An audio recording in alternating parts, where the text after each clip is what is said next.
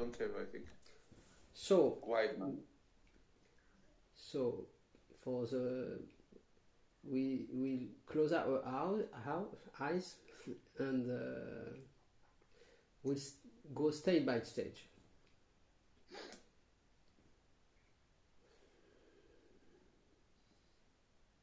So in the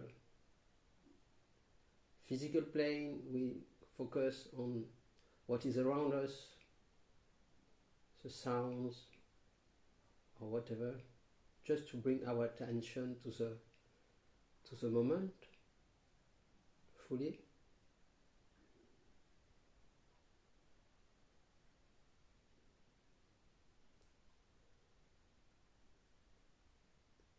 And then we bring our attention to the breathing, which is one of the best way to start.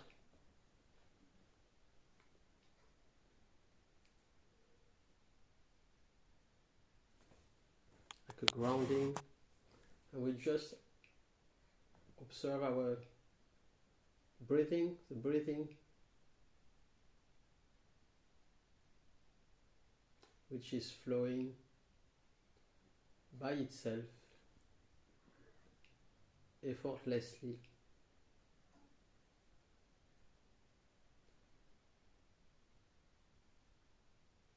We can even notice that there is some space between the inhale and exhale.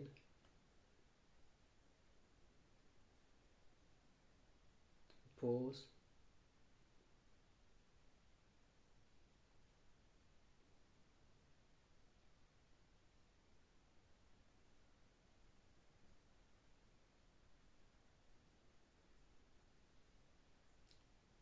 We will also feel that on the inhale, we inhale the all good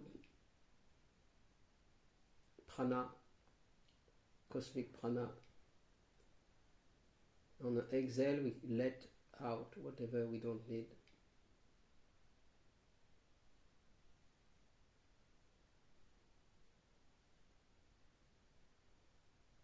Tensions.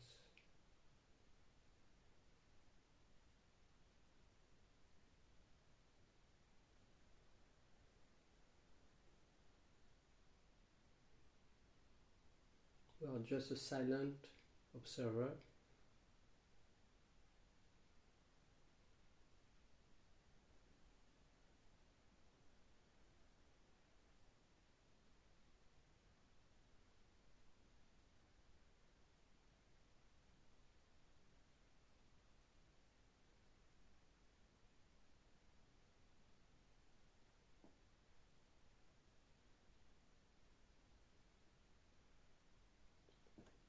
Whatever appears in the field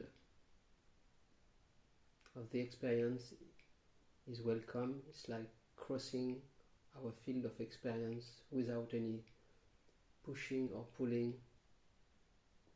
whether it is thoughts, feeling, emotions,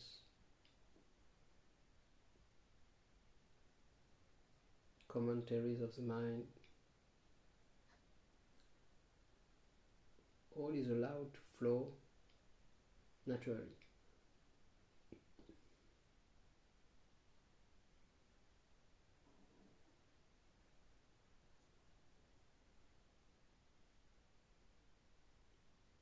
Staying connecting with the breathing.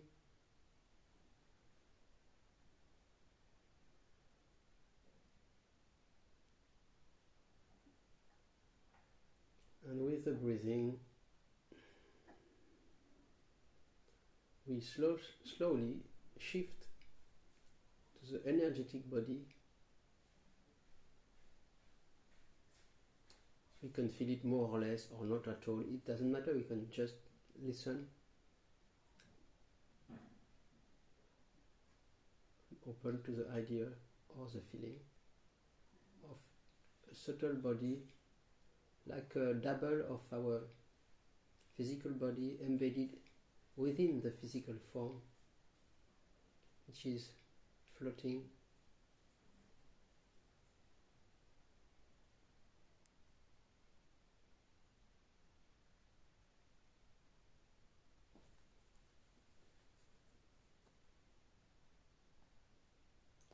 peaceful setting.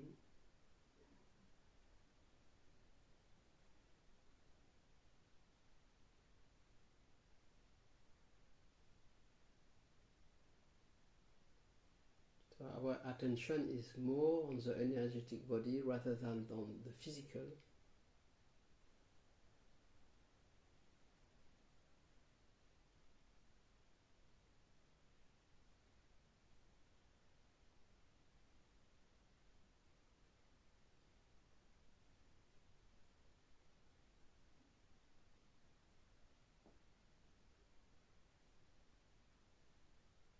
So the same way we are sitting now with our energetic body, we'll jump up at the last floor of the building, which is the third eye in the middle of the head.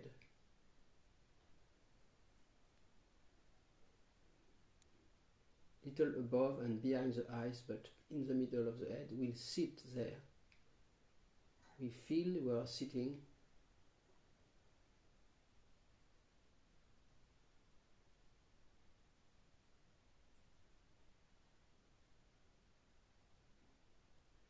It means that we position ourselves in this notional point.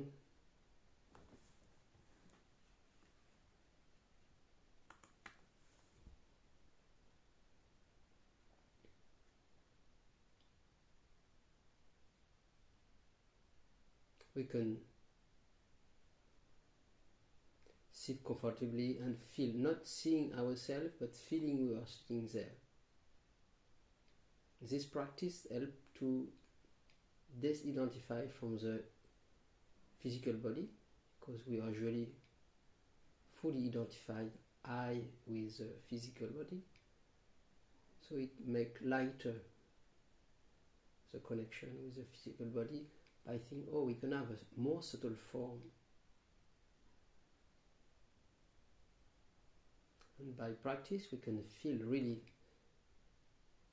that we are sitting there, and it does not seem so unreal as it seems maybe at the first time we do it.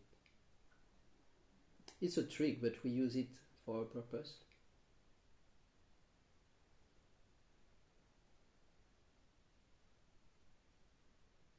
And we can even turn around.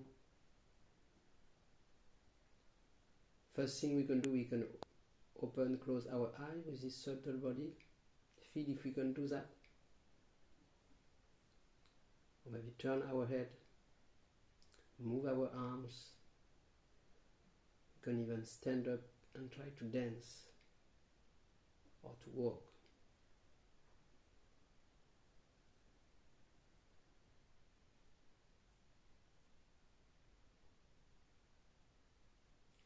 And then we'll sit again.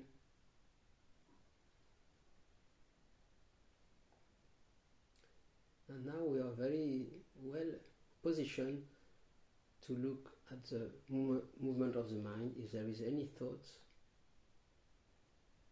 we are not to stop anything, just letting,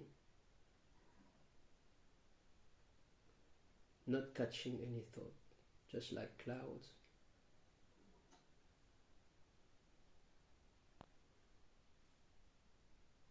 So we are a witness of the mind, the witness of the big building, the physical body in which we are sitting.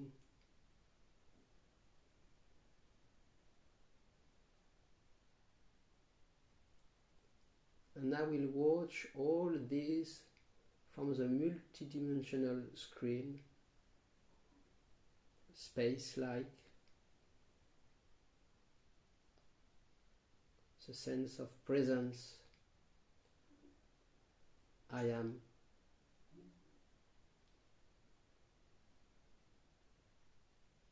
Extending our consciousness from where are perceived all these attributes, physical body, subtle body, the mind.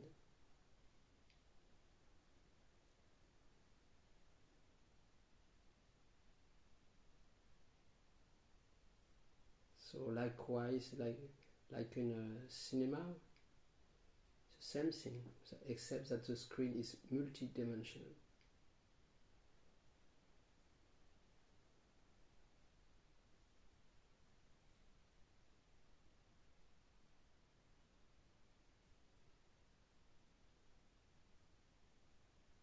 So we are more and more aware of the sense of I am. Our attention is mostly this sense of being.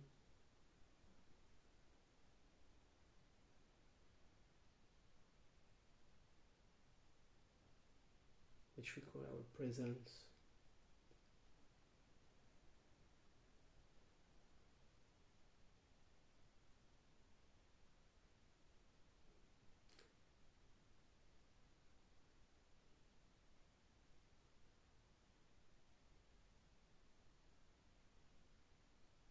Sometimes we can also use that just as repeating I am if it's necessary, but we don't need to.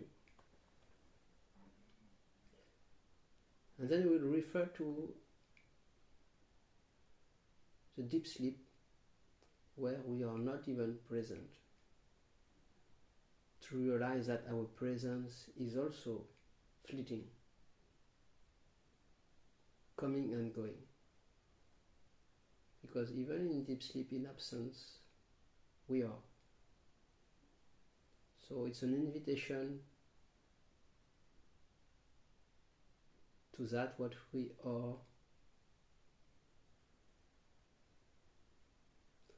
to recognize itself as omnipresence, beyond presence and absence. Sometimes manifesting as presence, sometimes as absence. And that the mind cannot catch, which is a good thing. That's why we rise above the mind, because the mind cannot go there.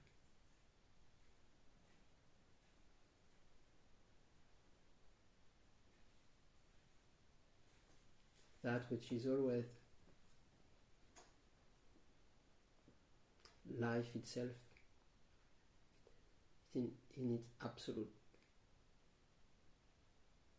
being, which is more than a state, because it's always there. We are always that, uninterrupted. Whatever state, high or low, or no state, or mind, or no mind, I am that.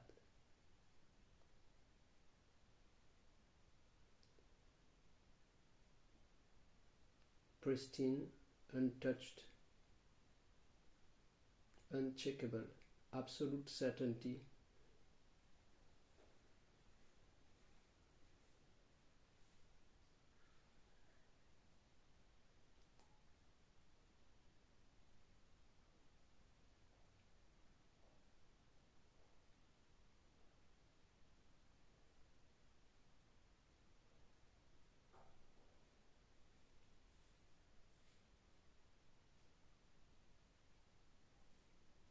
So if anything is witness, there's no trouble.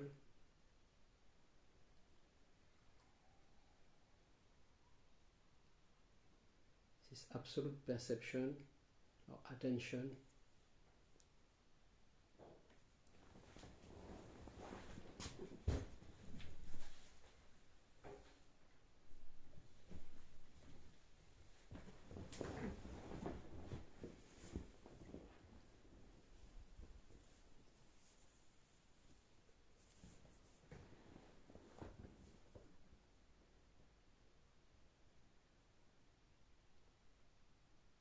That which is not conditioned,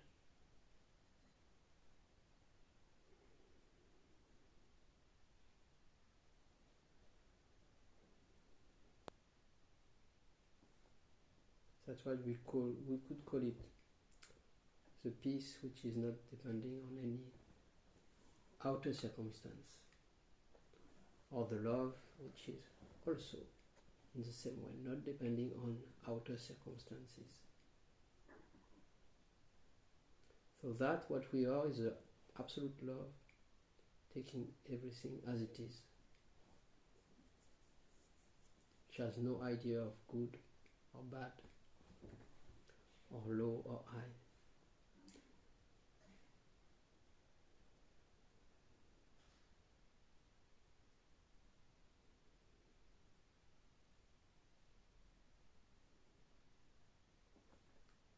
All what is manifested is an expression of that. Then it becomes divided as love and hate, good and bad, and so on. But we are always that immaculate, dreaming itself in an expression, in a presentation, but it causes no harm to what we are, which is absolute stability, whether we are aware of it or not. But that itself recognizes itself.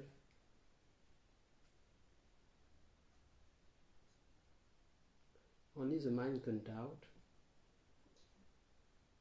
but we don't need to listen to the doubts of the mind.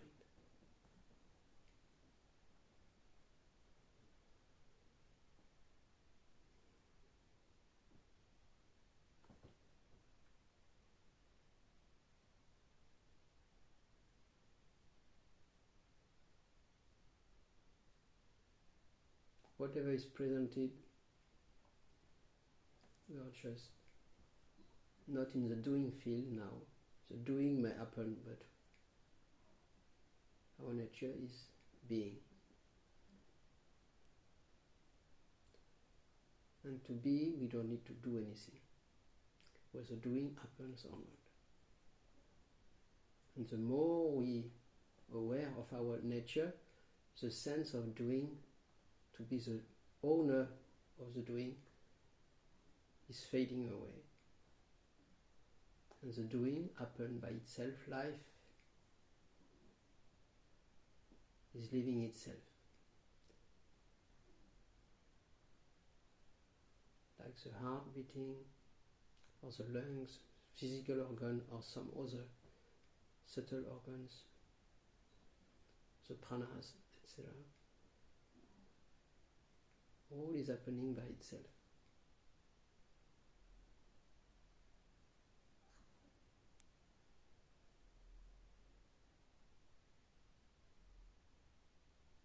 That's what we say, we are the beloved that we are looking for.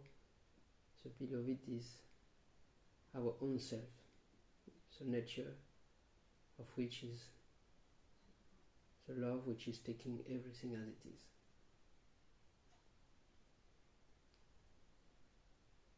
So whatever we are looking outside is an image of that, what we are. And an image can never fully satisfy us.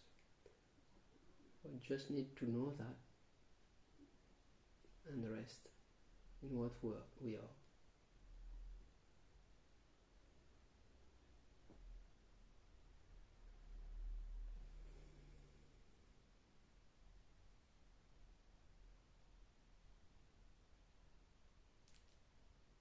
So there is a word called in English surrender.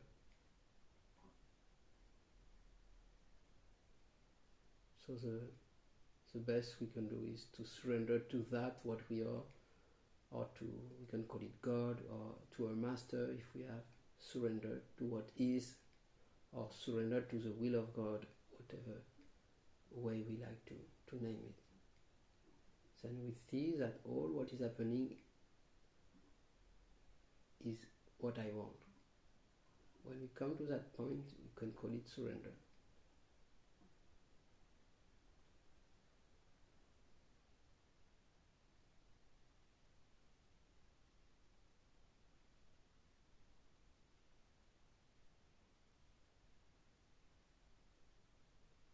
But of course, the more we surrender, some test here and then will come.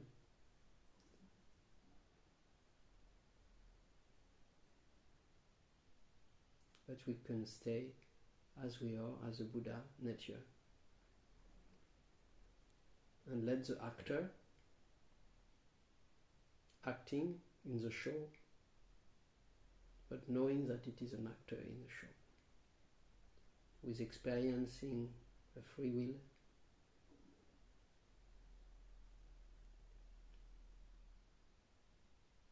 But we are the silent spectator of this show.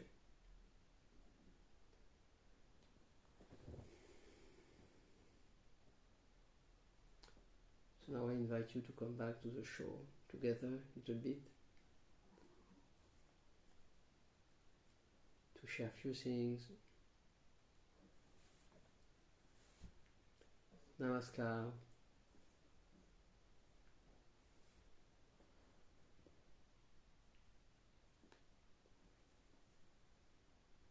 Namaste. Namaste. Thank you. Namaste, thanks.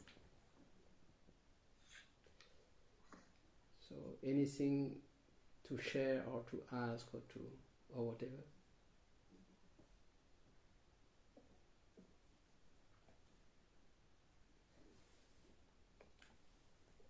It was a very gentle feeling, like missing home, coming home, feeling. Yeah. I should do it more often. I feel it. Yeah, home is always there. We just forget. Yes. Yeah, I used to do it before, more frequent, like just to sit, silence. But the beauty is whether we forget it or not, we are always there. So there is no really harm because we are dreaming that we forget. But we are always there. It's just we have lost awareness. So it's not too bad. It's just the experience is not too pleasant. But for what we are, it doesn't matter really because it's not, as they say in the Bhagavad Gita, I always say that, cannot cut it, cannot burn it, so the Atman, so. But the Absolute is continuing to dream what to do. And some are getting up from California. They seem to just get up, Punam, no, right? Not long ago, it's morning. Oh, your mic is closed, but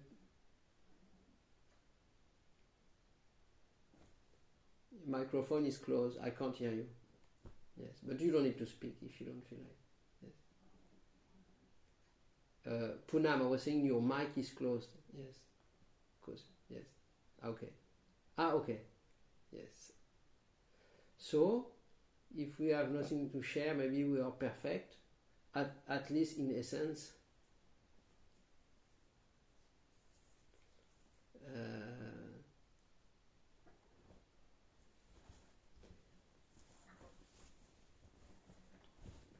Yes, it's so easy that one thing we can do is just to not listen to the mind. Whatever the mind brings, whatever doubt it brings, we just can sit and not grasp anything. What the mind presents. And then we are left where we are always. Yes. So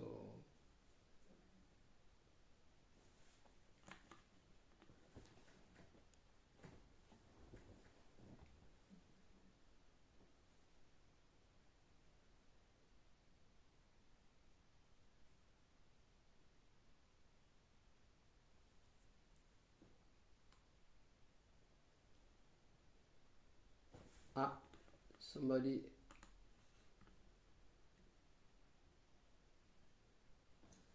Something about the one who is following the mind and the same one who is not following the mind? Is it the same one? Of course, there is only one, no? Or not? So, Yes. So that's why, always this, it's like two proposition. That's why we say neti, not this, not that. Or the middle path. To say the middle path, we could say it is self-inquiry. Self-inquiry is to put attention on I. I, who is putting attention, is listening to the mind or not, or I who has no concept, who has concept, because sometimes I hear some people say, oh, one has to surrender, or one has no concept. But one is a root of having, not having. That's why Ramana Maharishi was also bringing back attention. Not only him, of course, it's old, because it's as old as the first I or one. But one is a root cause of this or that, positive or negative. So, yes, so to put the attention on I, the more we do it, the more we see that I is not real. It's like a phantom. And then, like a thief, it disappears. So, and then we are left. The two things, having or not having, or listening or not listening to the mind, disappear all at once, together, when you look at the one. So it's more direct. You can suppress this or this, but you can look at the one, it cancels all.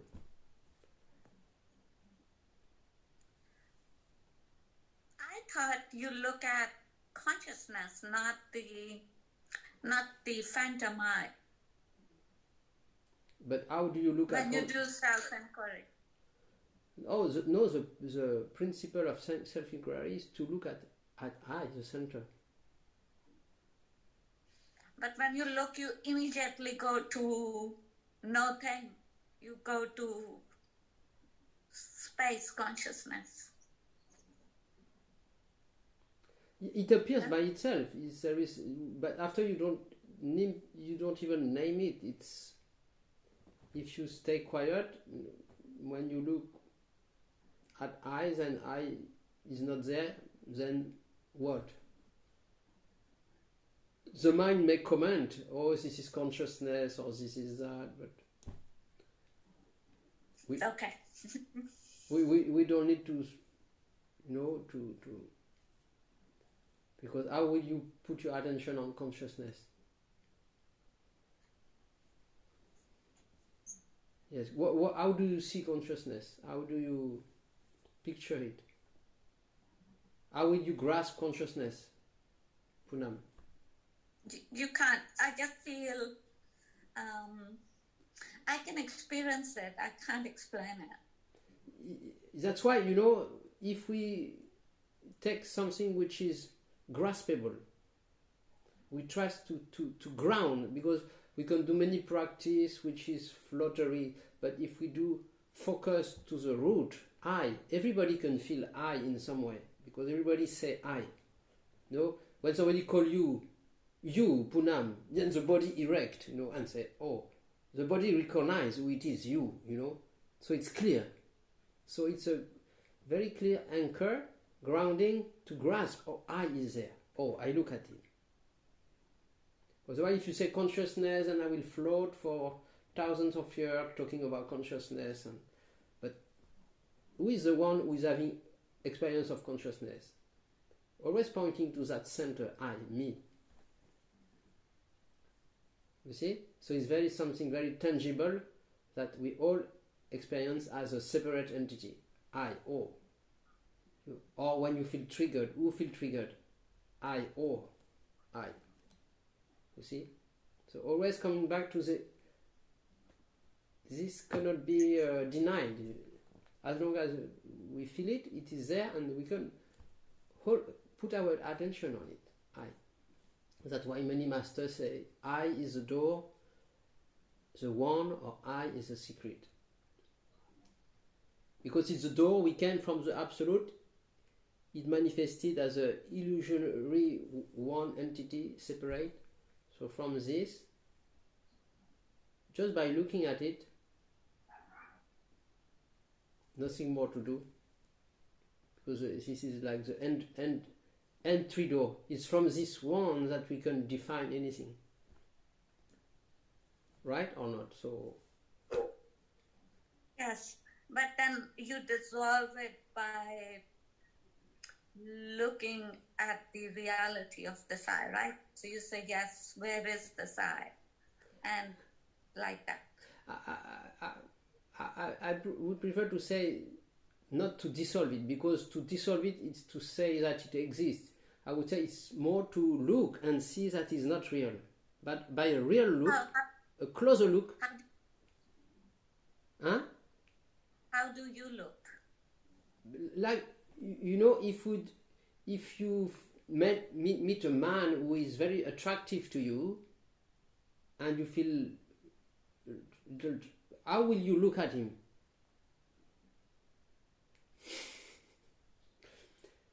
Or anything else. I took an example. It can be anything.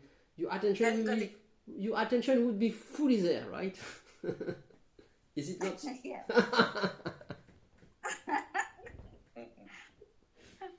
So fall in love with this one, and put your whole attention. Oh, that's the one who, like, he has got the key for heaven. I'm making a story, but you know. So you look at him. You know, that's what Ramana also said. Look at this eye. Because eye is a beloved. We were looking recently the movie of the Buddha, where at the end he's looking at itself in the face of Mara. It's his own face coming up to him, and he sees his own self. And because the first story is go back to the beginning, because the first is a love story with our own self. So I come and I fall in love with I. So we have to look closely at this love story. So that would be self-inquiry, to look the root of this love story.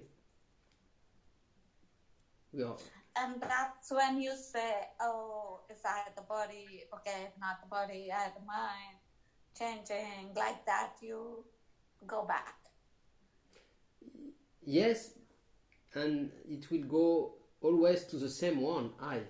Whether you are in this plane or any other plane, it's always be the experience of I. So it is more and more subtle, but it's always an experience at a different level. So who is this one who is experiencing? You know? So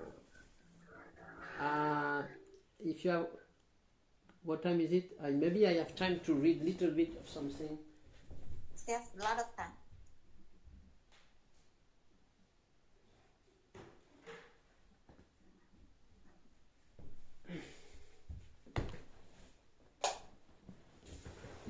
Yes, I think I shared a little bit of that some time back, but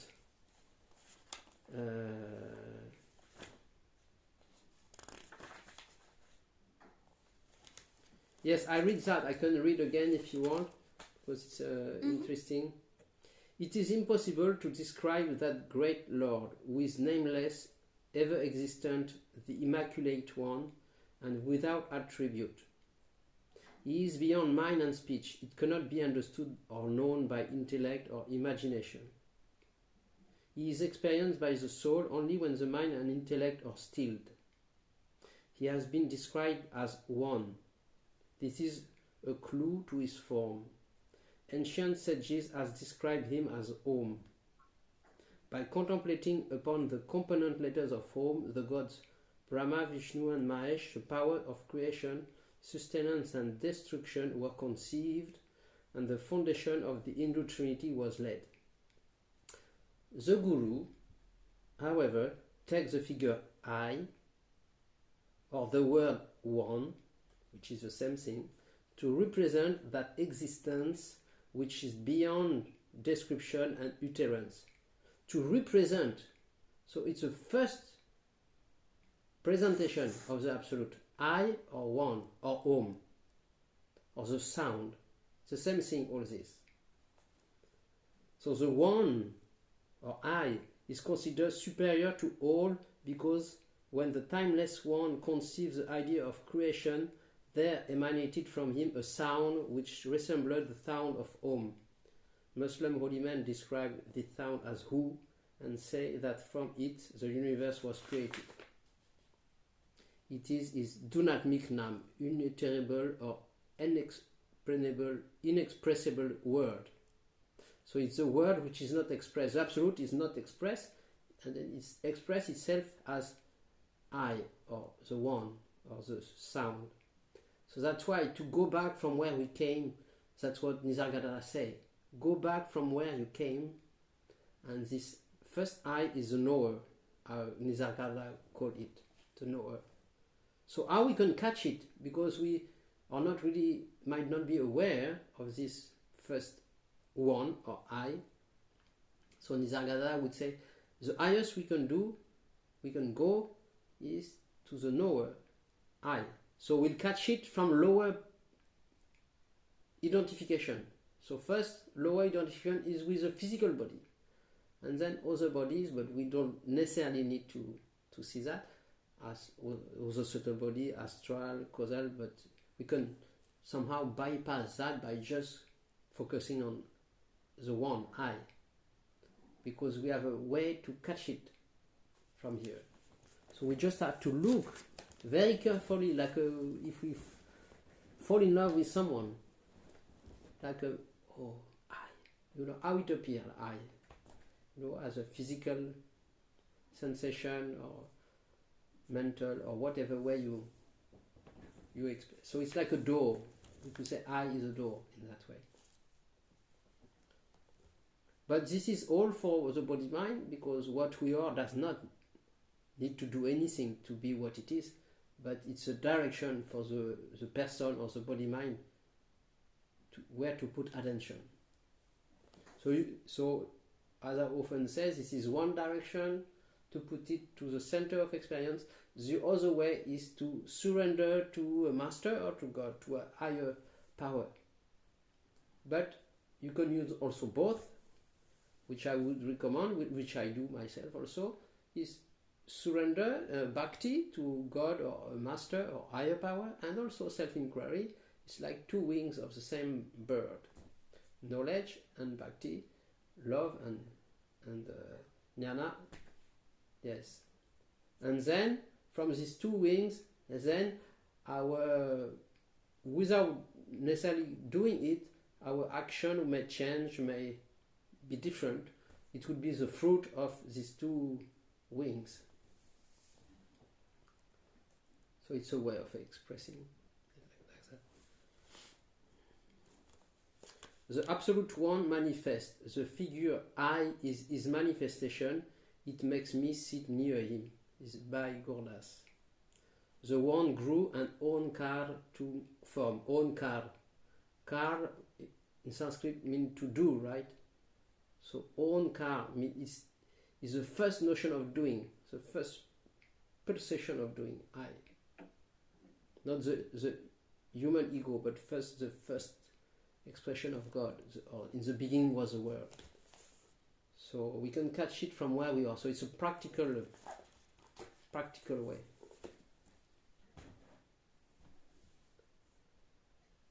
So it's not new what I say, but it's good to remind each other. I remind to myself also. A question, Frank. When we do self-inquiry, we say, so who's the I, who's aware, and it takes us back, right? The first to catch on. But in bhakti, when we are surrendering it, how does it take us to that? How bhakti and jnana come together? Is this what you ask? No, how bhakti leads to consciousness. So when we do self-inquiry, it takes us to consciousness, right? But we're already in consciousness, so it's just... No, awareness of it. Yes. consciously. Yes, but the main purpose of all path, according to me, is to see that I is fake. That the doership is not real. Because at the same time, when you see I is the free will is not real, then at the same moment it becomes God's will instantly. There is no delay. The moment you see I is fake, then it becomes God's will, because when I is not really there, it's an appearance only, then all is God's will. Even the good and bad is God's will. So you realize you swim in God's will already now. So it's just about looking very carefully at this I, and the more you see it's a phantom, then there is no separation. There is separation when the more I is there with you, them, and so on, and God, I and God. But then the more you see I is not there, then there is only God. No need to wait for anything. So it's going together, you see. And I think that the ultimate is not to go in some higher planes, as I was thinking before, because I have been a long time in practicing to go to higher planes and so on. But now I truly believe it's that surrender, which is, there is nothing higher than surrender, because what is more than to realize that there is only God? Whether your experience is bliss or you're a saint or this or that, then it can take many appearances. But this, to see that there is only God and everything happen as per His will, then what? You see, this is what we could call surrender.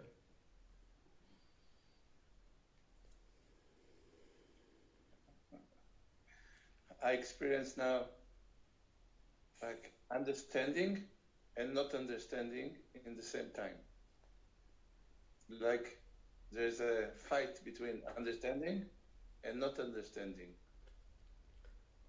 Yeah, and the one? And then I start laughing. Yeah, because you don't care. You see, it's like between the two, understanding or not understanding, then you don't care. Also, Satyam, when we surrendering and surrendering a physical God. Physical God like Krishna. Yes. Vishnu. Yeah. What happens then? But it's same. It's a process of, I often say that is either you put your attention on the center of experience, I, or you put it on a representation, either a goddess or a master or an idea of God, a higher power. It's putting your eye on something. I take my eye in a plate and I put it there at your feet. That's bhakti or devotion, right? But the other way is I take my eye, I take my attention and I put it on I. This is jnana, self-inquiry or knowledge. And you can do both alternately and realize it is the same. Because the goal is the same, is to see that the root of suffering is separation. I and the world, I and God, I and you. This is the root cause. So all means are to realize that this is an illusion, this separation. Did it reply to what you were asking? Yeah, very beautifully. Thank you. And for example, if you are in bhakti with a statue of Krishna, or maybe an astral form of Krishna, like it was the case of like Papaji, for example, or many other people like that. But after you can also attract by your seeking a master of a higher order or whatever. So the seeking, that's what Ishwar Puri always said, the seeking is the key. The seeking in the magnetic pool of the soul, by more and more things that this place, this physical place, is not my real home. It's a temporary home, but it's not my real home. So something come and a pull, and asking, like when you are thirsty and you look for water or something else, you feel thirsty. So same, you feel thirsty for, you don't know what yet, maybe, but the thirst is there, and you call, where is the water? Where is the water of life?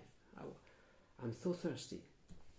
I'm drinking so many drinks here, but they are not satisfying my thirst of my soul. So this natural thirst is what is bringing this, whatever, this awareness of what we are, this seeking at least, and yes, and it will come, the response will come. Is it connected for you in any way to the Bible story? It's all the same. I believe there is only one story. After, people speak about it in many books in different ways, but the story is one, because there is only one.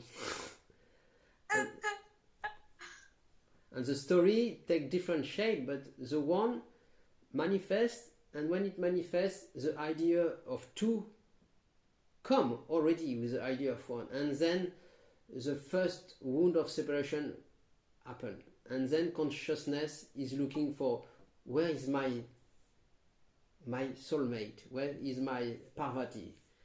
So Shiva is already feeling alone without his Parvati, and so on. So it's always the same story, Romeo and Juliet. So we can try to solve that story. I want that story to end, right? Because I see it's fake, so it should stop.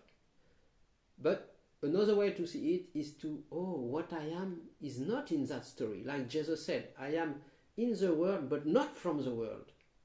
So what I am is not touched by that. So I can let the story of Romeo and Juliet happening on the screen of consciousness, but what I am is not in it.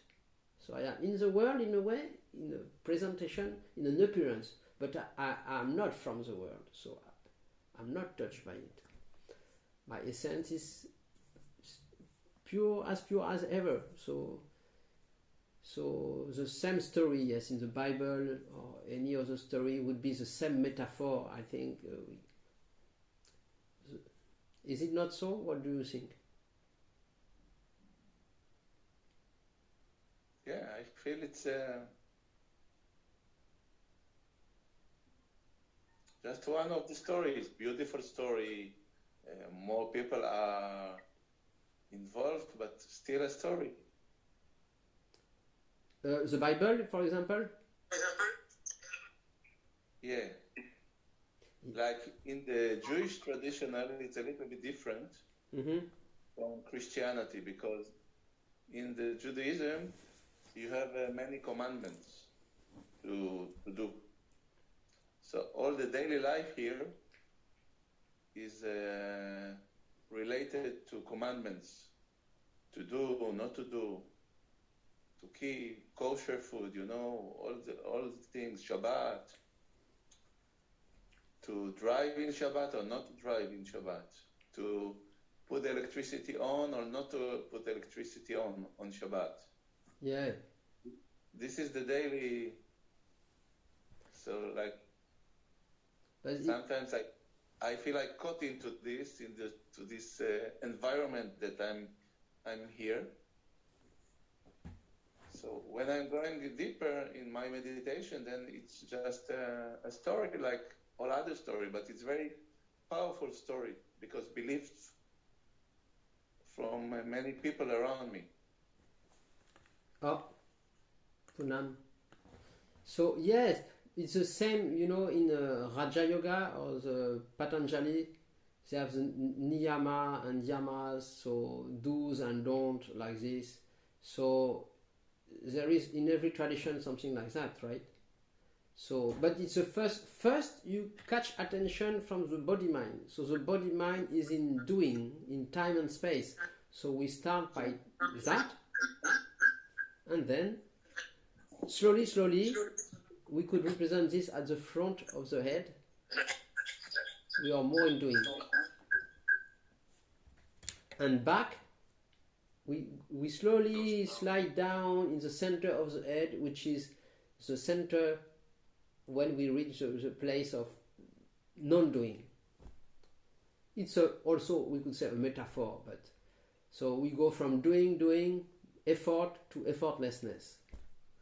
And then it's more like a pool of our own self to our own self, which is not anymore an effort on our part. So we are more aware of being, and then in this beingness, whatever. Yes. So, and that's where many masters, like my grandmaster, he also say, my path start from Parbrahm. Before that, it's a preparation, all this knowledge and stuff. But the spiritual path, he said, my path start from Parbrahm, from Sahaj, where Sahaj is there is no doing, just being. So there you have nothing to do, just this pull for. Also it's out of time. Yes, there is no time or space. So no time, no space, and from there you have nothing to do. But still something happens. This is what is amazing, because the love for God or for your own self is flourishing in a way. That's where we start to talk about the path of the lovers. But it's something we speak in words, but it is not really understandable by the mind. But so it's not a God which is outside, it's our own self. But it may appear as an image, as our own master or something, but in truth is love embracing itself. We could say something like that. So it's like we came down from the separation, and then now realize this separation is an illusion. So we could call it like that. I like to call it like that, love, embracing love. So I have a quick question. Frank, you mentioned Shiva looking for Shakti. Could you speak to that? Yes, I spoke often about that consciousness. So that's why Nisargadatta called consciousness in that way. We could also call the absolute consciousness also, but he called it purposefully consciousness, that which can need to be conscious of something. From the absolute, which he called I am that, mystery, that, came this consciousness. And consciousness is being conscious of something. So it creates a division. So consciousness, dreaming to be divided, is always looking forward to not be divided anymore, because the natural pull of cancelling the division, the separation, is like a strong magnetic inherent power. We feel, I need to cancel that separation. So consciousness is always looking for, how can I cancel my separation? So a female will be attracted by a male, and so on and so on and so on. So but it's a natural movement. So you could say it's wrong, but otherwise you can say, oh, it's a natural movement of Shakti, energy. What's wrong with that? That what I am is not involved in that game, because I am the absolute, which is not in that illusory love story. That's so, Shiva. That divided Shiva. You can say, like Shivam is the absolute Shiva. Shivam. In India, I think they put the M to say absolute. So Shivam is absolute. But then when he becomes Shiva, he becomes limited. He becomes Shiva who need a Parvati. So then it becomes Shiva and Parvati. Okay. Yeah. And then Parvati looking for Shiva, Shiva looking Parvati to become Shiva. To become complete, because we feel conscious. Shiva. Yes, whatever words you use, so it will always, consciousness feel incomplete. So consciousness again duality. Yes, so consciousness feel incomplete. So by appearing, consciousness is itself duality. So because it created duality, it want to annihilate it, the tendency to cancel this duality. So it creates duality and want to annihilate it, to cancel it. So it's a perpetual movement. That's why sometimes I was talking about this attention which is going to the center and attention which is going to the outer circumference of the cycle. So it's out, in, out, in. So I want to divine myself, I want to exist. If I want to exist, I experiment the world, and sometimes consciousness is tired, so it wants to, like an animal who go back, like this, to the center. Oh, I'm tired, I want to die now. I want to die in a metaphoric way. I want to not exist. So I go in deep sleep again. Every night we do it. We go back in deep sleep, or I not exist. And then in the morning again, I exist, and then the world exists. Like going to oneness again. Yes, and even prior to oneness, because oneness is the first expression, but in deep sleep we have no idea of oneness, so it's even prior to oneness. But it starts by one. In the morning we wake up, I am, and then I am the world. And then in the evening, before to sleep, from I am the world, then I am, slowly, I, and then dissolve again. I is not existing. And we do it every day. So consciousness is want to live and want to die, want to live, want to die. So that is a divine pulsation. But what we are is not touched by this pulsation. It's like I'm sitting here and I'm aware my heart is beating. Imagine my heart is beating, I want to live, I want to die. But here I keep smiling. I'm a smiling Buddha, seeing my heart, saying I want to live, I want to die, and pulsating alternatively. Like this is happening inside of me. Yes, you see it. Beyond the idea of inside or outside. Yeah, so you see, and then there is an acceptance which is not personal. It's not someone who is accepting this. It's that which is seeing, okay, this energy game and Shakti is consciousness game is going on, but I'm not affected by it. Why? Just stay quiet. Stay quiet at that which is always quiet. And letting Shakti play, because it's a dream of consciousness. So then, yes. Can you be, I know you can't be, but can you be very actively be Shivam while enjoying Parvati? Shivam, the absolute, is in spite of whatever appear. No, but once it appears, then to be actually in the game, you have to forget you are, that you don't exist for the game to go on. But like now, for example, in a satsang like this awareness of being that might be naturally present. Oh, yes. But still the game is going on, you see? The show is going on, but with the awareness of being that, is simultaneous. But sometimes in the show we forget. But this forgetfulness is natural. Sometimes we remember, sometimes we forget. But that, what we are, is always there. We are, whether we forget or remember, whether we are presence or absence, whether we are in deep sleep or waking state, any state we are, I am that.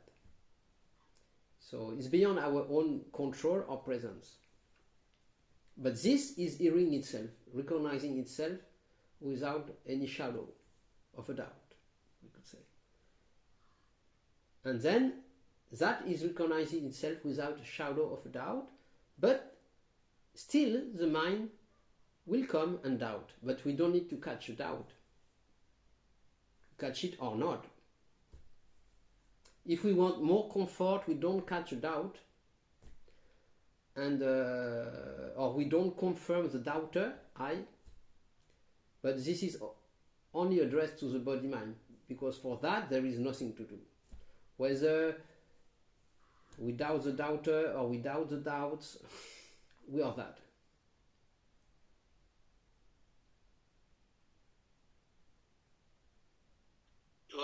You asked, is it possible? Again, can you repeat your question? Is it possible to be Shiva? Be involved in the game, like to be Shiva while playing with the Parvati. Yeah, but who is asking this question?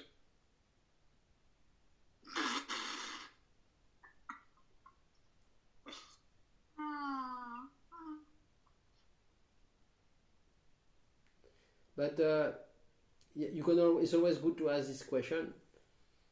But it's possible to have this. Yes. To look who is practice. You're asking this question as who? As Shivam or as the participant? As Shiva. Can I be with Parvati while being Shiva? Yeah, I was replying to you like this because sometimes you have this awareness of Shivam, of being that, but still playing the game.